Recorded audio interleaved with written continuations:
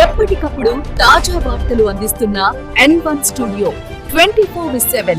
Welcome to N1 studio news. బులెటిన్ల ముందుగా headlines. Rahul గాంధీపై పీయూష్ గోయల్ తీవ్ర ఆరోపణలు, రాజకీయ వర్గాల్లో కలకలం.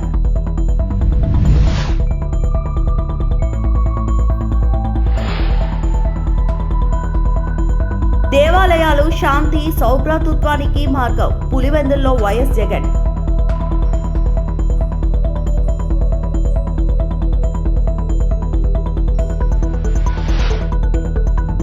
కుమ్మెర మల్లన్న జాతర ఘటనపై కేటీఆర్ ఆగ్రహం, పోలీసులపై తీవ్ర విమర్శలు.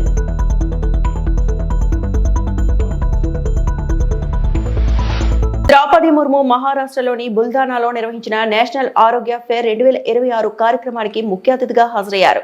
ఈ సందర్భంగా రాష్ట్రపతి ఆరోగ్య సేవల ప్రాధాన్యతను ప్రస్తావిస్తూ గ్రామీణ ప్రాంతాల వరకు నాణ్యమైన వైద్య సేవలు అందుబాటులోకి రావాల్సిన అవసరాన్ని పర్యవేక్షించారు.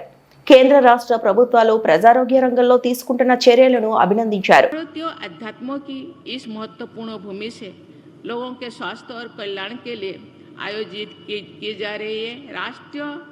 आरोग्य मेला 2026 का शुभारंभ करते हुए मुझे अत्यंत प्रसन्नता हो रही है। मुझे बताया गया है कि इस 4 दिवसीय आयोजन के दौरान आयुष चिकित्सा पद्धतियों के विभिन्न आयामों पर विचार विमर्श किया जाएगा। आयुष के प्रति लोगों की जागरूकता बढ़ाने के लिए परामर्श शिविरों और औषधि पद्धतियों का आयोजन किया जा रहा है। ऐसे आयोजनों की विशेषज्ञों, उद्योग जगत के प्रतिनिधियों और जनसामान्यों के बीच संवाद एवं सहभागिता स्थापित करने में महत्वपूर्ण भूमिका है। मुझे विश्वास है कि ये मेला आयुष के समग्र दृष्टि को जन जन तक पहुंचाने का एक सशक्त माध्यम बनेगा। मैं इस आयोजन से जुड़े आयुष मंत्रालय, महाराष्ट्र सरकार और अन्य सभी भागीदारों को सराहना करती हूँ। देवियों और स्वजनों, हमारी परंपरा में कहा गया है आरोग्यं परमं शुभम, अर्थात आरोग्य यानी समग्र स्वास्थ्य ही सबसे बड़े सुख है। शरीर ही समस्त कर्तव्यों को पूरा करने का प्रथम साधन है।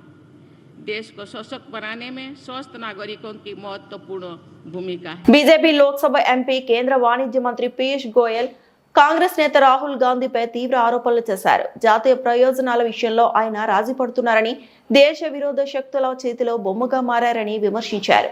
అదేవిధంగా మాజీ ప్రధాని ఇందిరాగాంధీ విదేశీ గూఢచారి సంస్థలైన సిఐఐ, కేజీబీ వంటి సంస్థల నుండి నిధులను స్వీకరించారనే ఆరోపణలు కూడా గోయల్ చేశారు.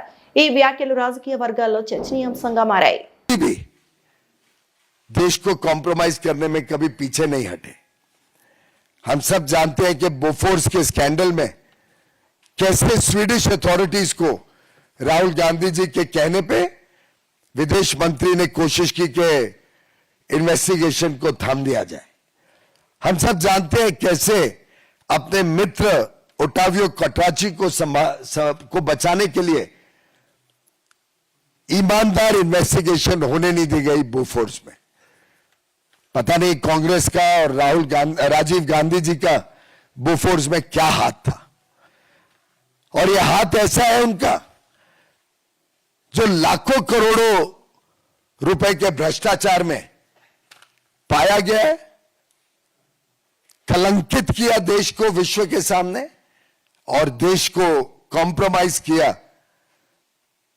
इस गांधी परिवार ने। इंदिरा गांधी जी कोई पीछे नहीं रही कॉम्प्रोमाइज करने में देश के हितों को। हमने देखा एम्बेसडर मोनियान ने कैसे कंफर्म किया कि सीआईए कांग्रेस को बार बार इलेक्शन के लिए फंड्स प्रोवाइड करती थी, पैसे दिया करती थी, और सीआईए के माध्यम से कांग्रेस पार्टी अपने राजनीति चलाती थी। हमने मेट्रोकिन आर्काइव्स में देखा कैसे सूटकेस भर भर के केजीबी पैसा दिया करती थी कॉम्प्रोमाइज्ड इंदिरा गांधी जी को। దేవాలయాలు మన సంస్కృతి సంప్రదాయాల ప్రతీకలని, భక్తి మార్గం ద్వారా సమాజంలో శాంతి సౌభ్రాతత్వం పెంపొందుతాయని వైఎస్ఆర్సీపీ అధినేత వైఎస్ జగన్ అన్నారు. పులివెందుల్లో రెండో రోజు పర్యటన సందర్భంగా వైఎస్ జగన్ నందిపల్లిలోని నందీశ్వర ఆలయంలో నూతన విగ్రహ ప్రతిష్ఠ కుంభాభిషేక మహోత్సవంలో పాల్గొన్నారు. ఈ సందర్భంగా ఆలయ అర్చకులు, వేద పండితులు నిర్వహించిన ప్రత్యేక పూజలు, హోమాల్లో వైఎస్ జగన్ పాల్గొన్నారు. ప్రత్యేక పూజల నేపథ్యంలో సంప్రదాయ దుస్తులు ధరించి స్వామివారికి భక్తి శ్రద్ధలతో అభిషేకాలు నిర్వహించారు. అనంతరం వేద పండితులు ఆశీర్వచనం స్వీకరించారు. ఈ సందర్భంగా వైఎస్ జగన్ మాట్లాడుతూ, దేవాలయాలు మన సంస్కృతి సంప్రదాయాలు ప్రతీకలని, భక్తి మార్గం ద్వారా సమాజంలో శాంతి సౌభ్రాతృత్వం పెంపొందిస్తాయి. గ్రామీణ ప్రాంతాల్లో ఆలయాల అభివృద్ధి, పునర్నిర్మాణం ద్వారా ఆధ్యాత్మిక చైతన్యం మరింత విస్తరిస్తుంది అని అన్నారు. ఓన్లీ కంకణదారులు మాత్రమే లోపలికి వెళ్లాల్సి ఉంటుంది కాబట్టి దయచేసి యాగశాల దగ్గర ఎవరే గాని తోపులాట గురి చేయొద్దు. ఓన్లీ కంకణదారులు మాత్రమే లోపలికి వెళ్ళాలి. మనం ఎంత తాపత్రయపడినా లోపలికి అడుగు పెట్టడానికి అవకాశం ఉండదు.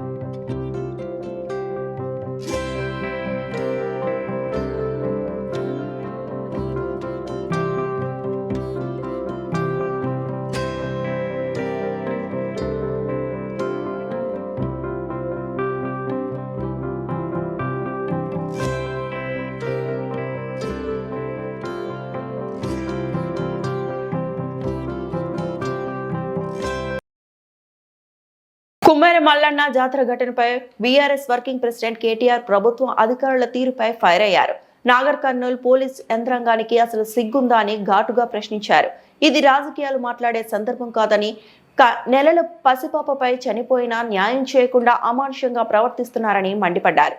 బుధవారం నాగర్ కర్నూల్ జిల్లా కుమ్మేర మల్లన్న జాతరలో జరిగిన దాడిలో మరణించిన 2 నెలల పసిపాప కుటుంబాన్ని కేటీఆర్ పరామర్శించారు. బాధిత కుటుంబానికి అండగా ఉంటామని భరోసా ఇచ్చారు. ఈ సందర్భంగా ఆయన మాట్లాడుతూ, పోలీసులకు జీతాలు ఇచ్చేది రాష్ట్ర ప్రజలు, రేవంత్ రెడ్డి కాదు, ఆయన తొత్తులు కాదన్నారు. కుమ్మేర మల్లన్న స్వామి జాతరలో దాడి జరిగిన తర్వాత వారు ఫిర్యాదు చేస్తే అది సరిగా లేదని పోలీసులు కంప్లైంట్ తీసుకోలేదు. ఫిర్యాదు తీసుకోకుండా అధికార పార్టీ నాయకులకు ఫోన్ చేసి వాళ్ళ కంప్లైంట్ చేస్తారని, మీరు కౌంటర్ కంప్లైంట్ చేయండి అని చెప్పారు. పోలీసులు వేసుకున్న యూనిఫామ్ కి గౌరవం ఇవ్వకుండా, చేస్తున్న ఉద్యోగానికి న్యాయం చేయకుండా అధికార పార్టీ నేతలను కాపాడటానికి ప్రయత్నిస్తున్నారని ఆగ్రహం వ్యక్తం చేశారు. 21వ శతాబ్దంలో కులాలు మతాల పేరిట చిన్నగా చూడడం, అవమానించడం, ఇవాళ ఇంకా కూడా అధికారాన్ని అండగా పెట్టుకొని హత్య రాజకీయాల్ని, హత్య చేసిన హంతకులని కాపాడే ప్రయత్నం జరగడం నిజంగా సిగ్గుచేటు. ఇందులో నేను ఈ ఒక్కరినో ఆ ఒక్కరినో నిందిస్తలేను. ఇందులో హంతకులకు అండగా నిలబడ్డ ప్రతి ఒక్కడు, వాడు ఎవడైనా గాని, వాడు దోషి రాష్ట్ర ముఖ్యమంత్రి అయినా, స్థానిక ఎమ్మెల్యే అయినా, స్థానిక ఎంపీ అయినా, ఎవరైనా కూడా ఈ తప్పు, ఆ పసిగుడ్డు ప్రాణాలు తీసిన హంతకులకు అండగా నిలబడ్డ వారు ఎవరైనా సరే వారిది ఖచ్చితంగా తప్పే. ఏమడిగిందా పసిగుడ్డు? మీరు ఎక్కి కులుకుతున్న గద్దెని అడిగిందా? మీరు పోగు చేసుకుంటున్న మూటల ముళ్ళు అడిగిందా? అడిగింది మల్లన్న దర్శనానికి పోతా అంటే ఇవాళ కులం పేరుతో దూషించడమే కాకుండా గణేష్ మీద దాదాపు 20-25 మంది దాడి చేసి తన్నినంత చోట తన్నకుండా తన్ని చివరికి ఆ తమ్ముడిని ఇబ్బంది పెడితే, అన్నా ఈ పసిగుడ్డు ముఖం చూసన్నా ఇడిచిపెట్టానన్నా, మావాడు ఒక్కడున్నాడు, మీరు 20 మంది తంతున్నారని చెప్పి ఆ అమ్మాయి మౌనిక వచ్చి ఆ పసిగుడ్డునన్నా ముంగట పెడితే దయగలుగుతుందేమో, మానవత్వం అనేది ఉంటే మనిషిలో ఆ పసిపిల్ల ముఖం చూసన్నా ఊకుంటారేమో అని చెప్పి ఈ అమ్మాయి మౌనిక వచ్చి వాళ్ళని ప్రాధేయపడ్డది, బతిమలాడింది.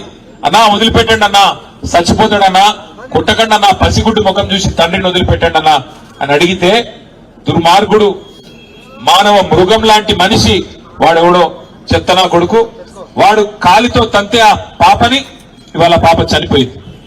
ఇట్లాంటి మానవ మృగాల్ని మరి శిక్షించాల్సిన పోలీసులు ఏం చేస్తున్నారని నేను అడుగుతా ఉన్నా. అసెంబ్లీలో సర్వేపల్లి శాసనసభ్యుడు సోమిరెడ్డి చంద్రమోహన్ రెడ్డి మాట్లాడుతూ వైసీపీ 5 ఏళ్ల పాలనలో సర్వేపల్లి నియోజకవర్గంలో రెవెన్యూ శాఖ పరంగా చాలా నేరాలు ఘోరాలు జరిగిపోయాయని అన్నారు.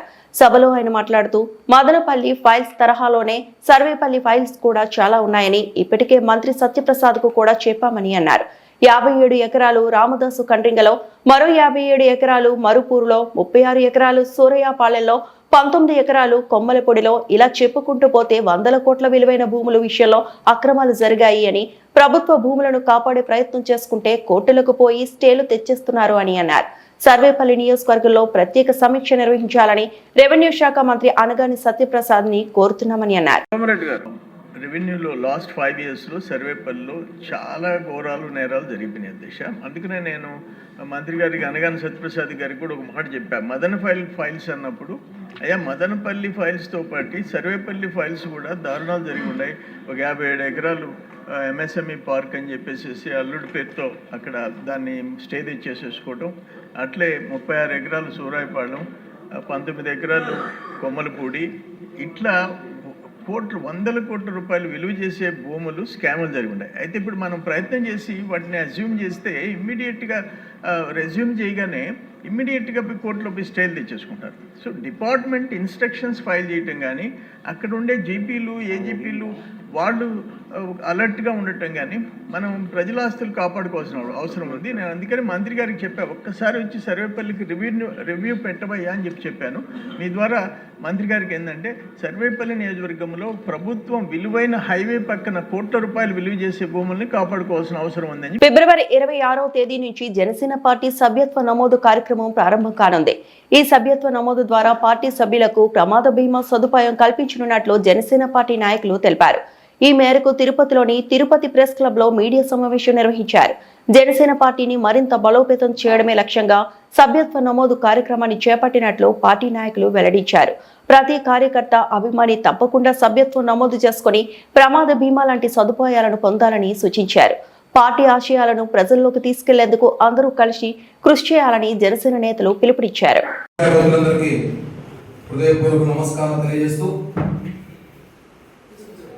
ఈరోజు ప్రెస్ మీట్ ముందు జనసేన పార్టీ ఉద్యమి సభ్యత్వ నమోదు కార్యక్రమం పోస్టర్లు జనసేన పార్టీ ముఖ్య నాయకులు కార్యకర్తల ఆధ్వర్యంలో లాంచ్ చేయడం జరిగింది. జనసేన పార్టీ మనం 2014 తర్వాత ఆ రోజు 5 మందితో స్టార్ట్ అయిన పార్టీ ఇప్పుడు లక్షలాది మంది కార్యకర్తలతో రాష్ట్రంలోనే అతిపెద్ద భారీ పార్టీగా పేర్కొనడం పవన్ కళ్యాణ్ గారు చేసిన కృషి. ఏదైతే పవన్ కళ్యాణ్ గారు భారతదేశంలోనే ఏ ఒక్క నాయకుడు ఏ ఒక్క పార్టీ కూడా తన కార్యకర్త బతికుండగా చేయడం గొప్పగా వాళ్ళ కుటుంబానికి ఏమైనా ప్రమాదశాత్తు వాళ్ళు ఏమైనా చనిపోయినా లేకపోతే ఏమైనా ఇబ్బంది జరిగినా వాళ్ళ కుటుంబాన్ని ఆదుకోవాలనే ఆలోచనతో మొట్టమొదటిసారిగా సభ్యత్వ కార్యక్రమాన్ని వాళ్ళకి ఇన్సూరెన్స్ ద్వారా 5 లక్షల రూపాయలు వాళ్ళ కుటుంబానికి ఇవ్వడానికి పవన్ కళ్యాణ్ గారు శ్రీకారం చుట్టారు. ఇది గత 5 సంవత్సరాలు నడుస్తుంది చేస్తున్నాం. ఎక్కడి నుంచో చాలా చిన్నగా స్టార్ట్ చేసి ఈరోజు దాదాపు 15 లక్షల మందికి పైగా క్రియాశీలక సభ్యత్వం పొంది ఉన్నారు ఈ రాష్ట్రంలో. ఈసారి ఇంకా ఎక్కువ రాబోతున్నారు, ఎందుకంటే యువత ఇంకా కొంతమంది ఓటర్ హక్కు వచ్చింది, చాలా మంది జాయిన్ అవుతున్నారు. ఇంకోటి ఏమంటే గతంలో 500 రూపాయలు ఉన్న ఇన్సూరెన్స్ క్రియాశీలక సభ్యత్వ నమోదుని ఈసారి 100 రూపాయలు తగ్గించి నా కార్యకర్తలు నా మనుషులు వాళ్ళకి ఏమైనా జరిగితే వాళ్ళ కుటుంబానికి భరోసాగా జనసేన పార్టీ ఉందని చెప్పడానికే పవన్ కళ్యాణ్ గారు ఈరోజు ఈ నిర్ణయం తీసుకొని ఈరోజు ఈ జనసేన పార్టీ ఉద్యమ సభ్యత్వ నమోదు కార్యక్రమం చేపట్టడం చాలా గొప్ప నిర్ణయం. ఎందుకంటే రాజకీయాల్లో వాడుకొని వదిలేసిన నాయకులు చూసుకుంటాం, అధికారం వచ్చిన తర్వాత పట్టించుకున్న నాయకులు చూసుకుంటాం.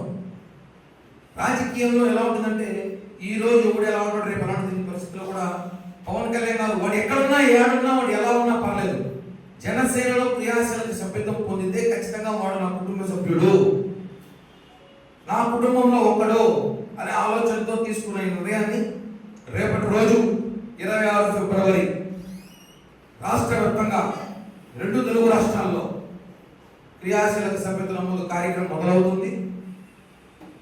గతంలో కూడా తిరుపతి చాలా గొప్పగా చేశాం. పోయిన సంవత్సరం కానివ్వండి, అంతకుముందు కరోనా సమయంలో కూడా చాలా గొప్పగా చేశాం. రాయలసీమ ఫస్ట్ ప్లేస్ తిరుపతి నుంచి. కాబట్టి రేపు రాబోయే రోజు కూడా రేపటి నుంచి జరగబోయే క్రియాశీలక సభ్యత్వం 14 రోజులు నెక్స్ట్ మంత్ మార్చి 10వ తారీఖు ఉంటుంది. అప్పుడు లోపల అందరూ కార్యక్రమ సభ్యత్వం చేసుకోండి.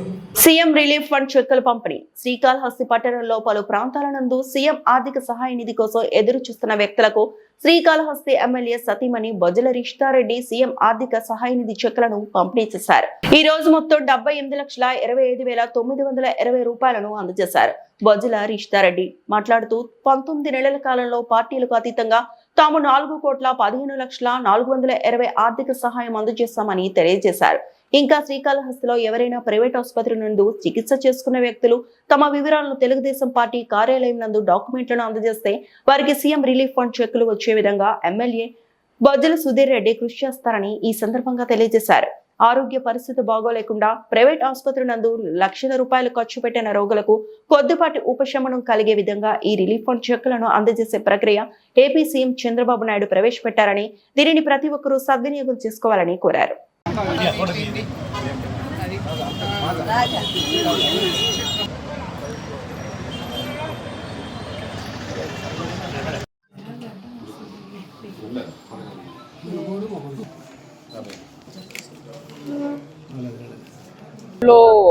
CMRF రిలీఫ్ చెక్స్ డిస్ట్రిబ్యూషన్ చేస్తున్నాము. ఇప్పుడు దాకా ఈ 1.5 year లో మన కాన్స్టిట్యుయెన్సీలో 428 చెక్స్ అంటే దాదాపు 4,15,00,000 రూపాయలు సీఎం రిలీఫ్ కి ఇచ్చున్నాము. సో ఈ ప్రాసెస్ కూడా చాలా క్విక్ గా అవుతుంది. ప్రతి నెల ముందు నెల ఇచ్చినవి పక్క నెల అన్ని వాళ్ళకి అందుబాటుకు వచ్చేస్తున్నాయి. సో ఇప్పుడు ఎవరైనా గవర్నమెంట్ హాస్పిటల్లో కాకుండా ఆరోగ్యశ్రీ లేకుండా ఇబ్బంది పడి ఆర్థికంగా ప్రాబ్లంలో ఉండి చికిత్స చేసుకున్న వాళ్ళు తప్పకుండా పార్టీ ఆఫీస్కి కాంటాక్ట్ అయితే మీకు కూడా పెట్టిస్తారు. ఇది గవర్నమెంట్ ఇనిషియేటివ్ ఎందుకు తీసుకుంటుంది అంటే ఇప్పుడు చిన్న కొంతమందికి 3 లక్షలు 4 లక్షలు అయిపోతుంది ఆపరేషన్ చేసుకునేదానికి. ఏదో ఒకటి పెట్టుకొని చేసుకుంటారు. వాళ్ళకి ఏదో కొంత రిలీఫ్ ఇప్పియొచ్చు అనే ఒక ఉద్దేశంతో ఈ CMRF ఇప్పుడు పంపిణీ చేస్తున్నాం. కాబట్టి తప్పకుండా ఎవరైనా ఉన్నా కానీ వచ్చి తీసుకోండి. Thank you. సమస్యలు పరిష్కరించాలని అంగన్వాడీలో రిలే నిరాహార దీక్షలు. రాష్ట్ర వ్యాప్తంగా అంగన్వాడీలో ICDS ప్రాజెక్టుల వద్ద సోమవారం నుంచి రిలే నిరాహార దీక్షలు చేపట్టారు. దానిలో భాగంగా డాక్టర్ బిఆర్ అంబేద్కర్ కోనసీమ జిల్లా రామచంద్రపురం ICDS ప్రాజెక్టు వద్ద అంగన్వాడీలో రిలే నిరాహార దీక్షలకు పూనుకున్నారు. CITU ఆధ్వర్యంలో జిల్లా ప్రధాన కార్యదర్శి నూకల బలరాం, అంగన్వాడీ జిల్లా కార్యదర్శి మేడిశెట్టి దుర్గమ్మ, ప్రాజెక్టు అధ్యక్షురాలు వీరలక్ష్మిలు దీక్ష శిబిరాన్ని ప్రారంభించారు. రిలే నిరాహార దీక్ష శిబిరాన్ని ఉద్దేశించి వారు మాట్లాడుతూ మన రాష్ట్రంలో పేద గర్భిణీలు, బాలింతలకు, చిన్నపిల్లలకు అంగన్వాడీ వర్కర్లు, హెల్పర్లు, మినీ వర్కర్లు అనేక సేవలు అందిస్తున్నారని అన్నారు. పెరుగుతున్న ధరలకు అనుగుణంగా 2019 నుండి అంగన్వాడీలకు వేతనాలు పెరగలేదన్నారు. ఒక పక్కన ఎమ్మెల్యేలకు జీతాలు, అలవెన్స్ పెంచుకుంటూ పోతున్నా ఈ ప్రభుత్వం చిరు ఉద్యోగులైన అంగన్వాడీలకు పెంచకపోవడం దారుణమని అన్నారు. అంగన్వాడీలకు వేతనాల పెంపు తదితర సమస్యల పరిష్కారం చేయాలని 2023 డిసెంబర్లో 42 రోజుల పాటు చారిత్రాత్మక సమ్మె నిర్వహించారు. ఈ సమ్మె ముగింపు సందర్భంగా తాము అధికారంలోకి వస్తే 2024 జూలైలో అంగన్వాడీలకు వేతనాలు పెంచుతామని, ఇతర సమస్యలు పరిష్కరించాలని, అంగన్వాడీలకు కనీస వేతనం 26,000 రూపాయలు ఇవ్వాలి, పెండింగ్ లో ఉన్న 164 సూపర్వైజర్ పోస్టులు వెంటనే భర్తీ చేయాలని కోరారు. ఈ దీక్షలో నాయకులు శ్రీదేవి, సూర్యకుమారి, వెంకటరత్నం, కె దుర్గా, జహ్రా, లక్ష్మీరత్నం, కుంతీదేవి, కె కనకదుర్గ, ఇతర అంగన్వాడీలు పాల్గొన్నారు.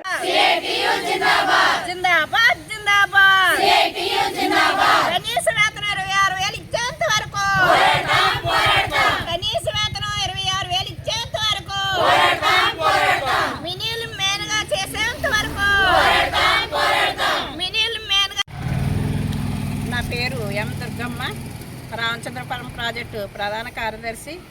ఈరోజు 23-24 ధర్నా నిర్వహించడం, రాష్ట్ర పిలుపు మేరకు ధర్నా నిర్వహించడం జరుగుతుంది.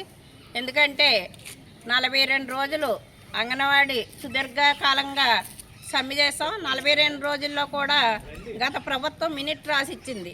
మినిట్ ప్రకారంగా ఆ రోజు కూటమి ప్రభుత్వం ప్రతి టెంట్ దగ్గరికి వచ్చి మీ సమస్యలు మా ప్రభుత్వం మేము నగ్గితే మీ సమస్యలు పరిష్కరిస్తామనేసి చెప్పారు. కానీ ఇప్పుడు మేము ఏ రిప్రజెంటేషన్ ఇచ్చినా కూడా అది పక్కనే పడేయడం జరుగుతుంది. ప్రభుత్వం స్పందించి మా సమస్యలు పరిష్కరించాలనేసి ఇప్పటి వరకు మేము వేచి చూసాం. ఇప్పుడు ప్రభుత్వ స్పందన లేక మేము ధర్నాకు దిగవలసి వచ్చింది. అలాగే 26, 27 కూడా కలెక్టరేట్ దగ్గర ధర్నాలు ఉన్నాయి. అలాగే 2వ తారీఖున కూడా చెలో విజయవాడ వెళ్ళడం జరుగుతుంది. ఎందుకంటే జీతాలు సుప్రీంకోర్టు తీర్పు ఏదైతే ఇచ్చిందో సుప్రీంకోర్టు తీర్పుని అమలు చేయండి, 26,000 మాకు జీతం పెంచండి, మమ్మల్ని ప్రభుత్వ ఉద్యోగులుగా చేయండి అనేసి మేము అడుగుతున్నాం.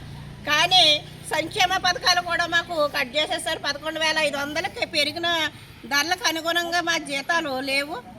కాబట్టి ఎన్ని రోజులైనా సరే కానీ మా జీతం పెంచే వరకు కూడా మేము విజయవాడలో ఉండి మేము పోరాటం చేస్తామని ప్రభుత్వానికి హెచ్చరిక. అనకాపల్లి జిల్లా నర్సీపట్నం తప్పుడు పత్రాలతో ప్రభుత్వ భూమి కాజేసిన 6గురు అరెస్ట్. నాతవరం మండలం పరిధిలో లింగంపేట గ్రామంలో సర్వే నెంబర్ 46లో ఉన్న గ్రామఖండం ప్రభుత్వ భూమిని తప్పుడు పత్రాలు సృష్టించి 12 సెంట్లు రిజిస్ట్రేషన్ చేయించుకున్న 6గురు వ్యక్తులను పోలీసులు అరెస్టు చేశారు.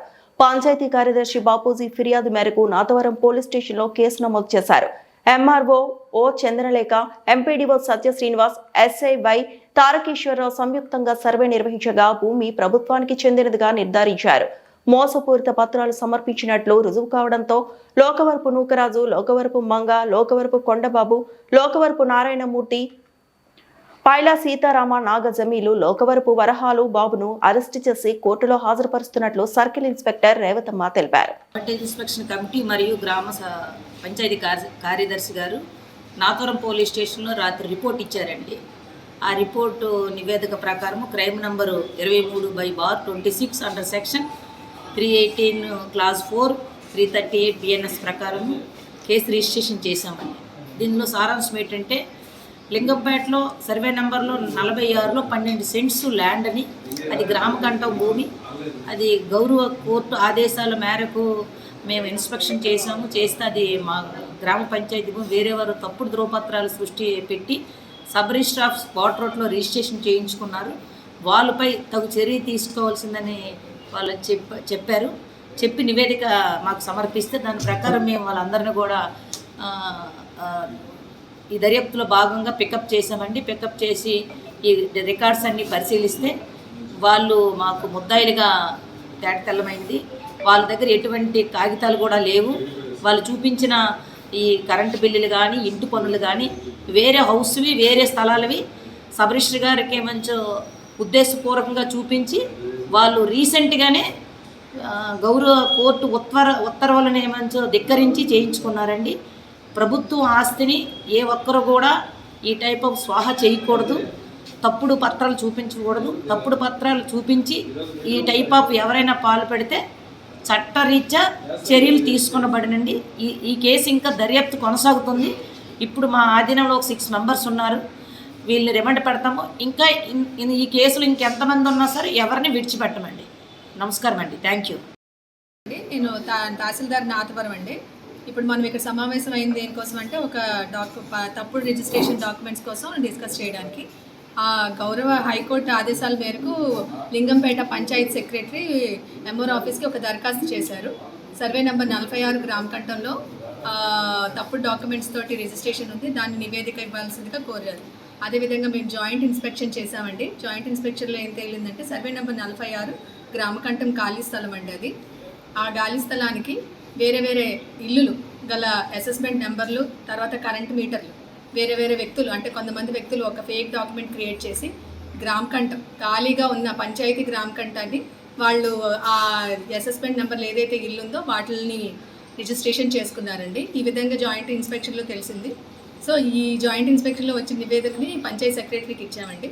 పంచాయత్ సెక్రటరీ వాళ్ళు గ్రామకంఠానికి అథారిటీస్ కాబట్టి వాళ్ళ స్థలాన్ని కాపాడుకోవడానికి ఎవరైతే తప్పుడు రిజిస్ట్రేషన్ చేసుకున్నారో ఆ వ్యక్తులపై తగు చర్యలు తీసుకోవాలని మన స్టేషన్ హౌస్ వాళ్ళకి కంప్లైంట్ ఇచ్చారండి. ఆ కంప్లైంట్ ప్రకారంగానే సదరు వ్యక్తులు ఎవరైతే ఇదయ్యారో వాళ్ళకి స్టేషన్ వాళ్ళు తగు చర్యలు తీసుకున్నారు.